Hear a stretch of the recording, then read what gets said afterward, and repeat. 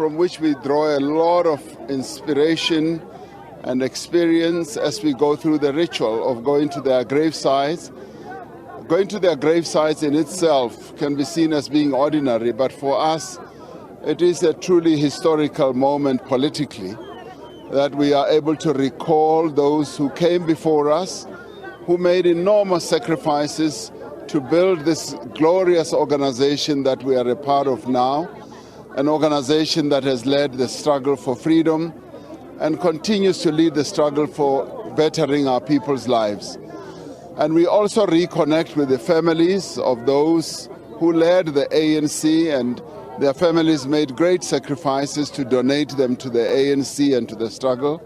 So it is a wonderful moment for us to reflect and to also look at ourselves. And as I was saying earlier, we want their bones to talk to us, because biblically it is said that the bones, the tendons can be rejoined and the bones can come alive. And in a way, we want those bones to talk to us, to show us the way in terms of what we need to do.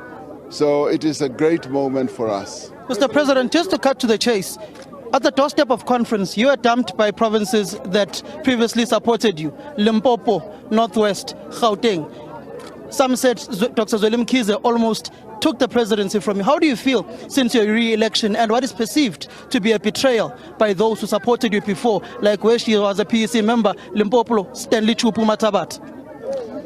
There's no betrayal in the ANC. What we went through was the voices of the branches.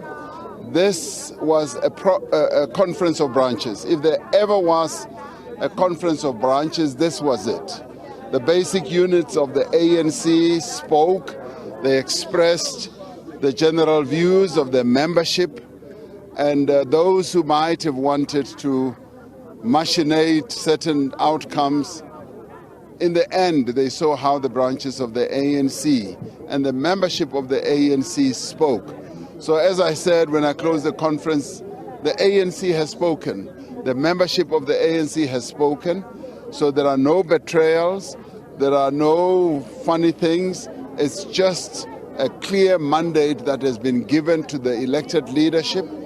And we expect everyone in the ANC to rally behind the 80 members who've been elected, including the 7 top officials, and also to get the various provincial leadership, all of us, to rally behind the new leadership that is now going to take this organization to greater heights.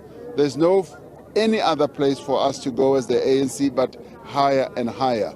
So we got a really good boost injection to take the organization to higher levels. Mr. President, you are now preparing for the January 8th statement, having to first wrap up the conference. This is the first for the ANC.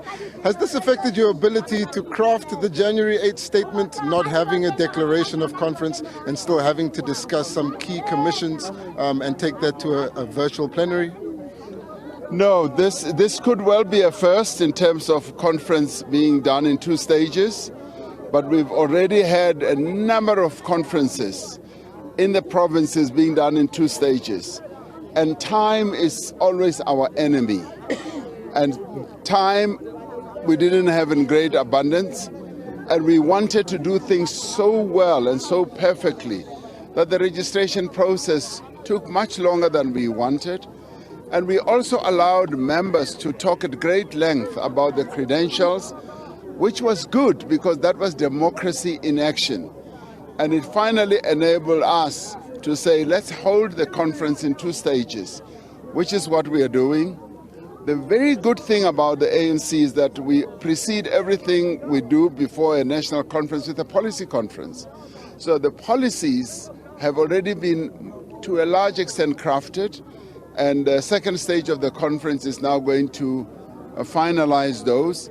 The declaration is in draft, final draft almost, and the drafting of the January 8th statement, the SG has made sure that that work has continued based on the various positions that have come through the policy conference, the commissions.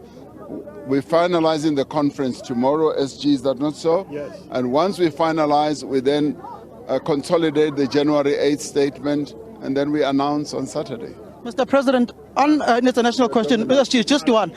We always dominate as the SABC. Mr. President, is the ANC still a pan-Africanist organization, especially since you've got also relations of BRICS, and South Africa will be chairing BRICS in the next round? What are your plans when you chair BRICS, and is your organization still a pan-Africanist organization? The ANC has always been pan-Africanist.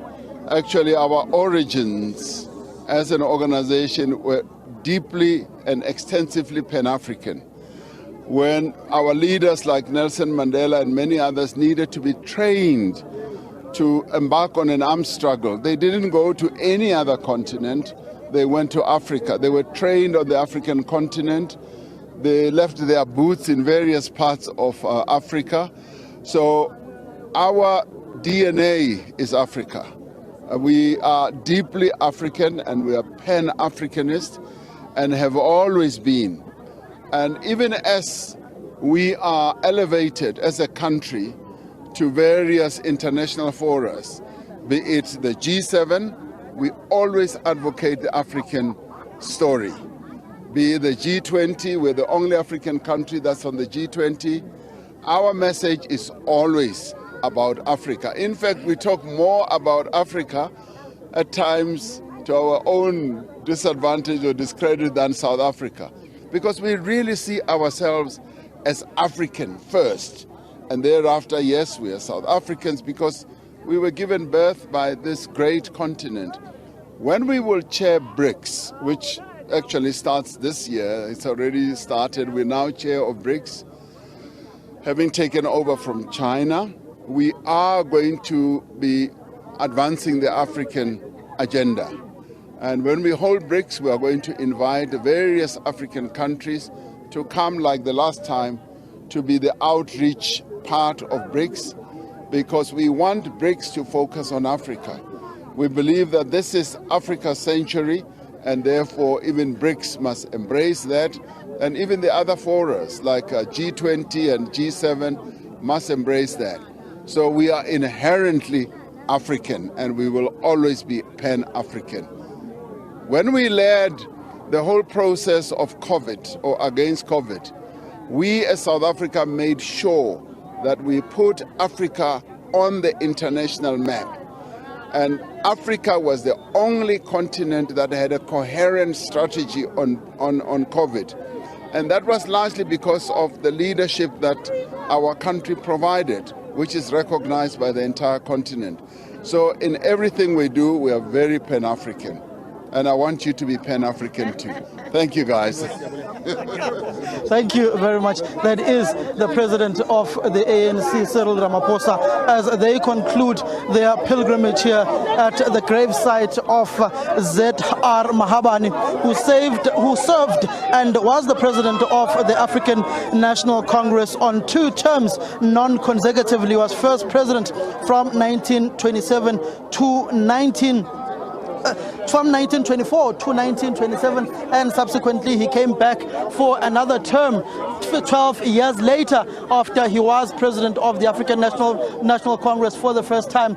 They are now moving to the next program, which is in Tabanchu, going to the gravesite of former president of the ANC, that is James Moroka, where after that they will be having a cadres forum in that specific region as he addresses the public for the very first time since his re-election as the ANC President at the 55th National Conference, which they will be concluding as of tomorrow for the next 2 days, from the 5th to the 6th. Subsequent to that, they will be crafting the January 8th statement, where he will deliver it at the Mangaung Dr. Petros Molamela Stadium, a 50,000 capacity stadium, where he will be speaking as the president of the African National Congress. He is accompanied by the Secretary General of the party, Fikile Mbalula.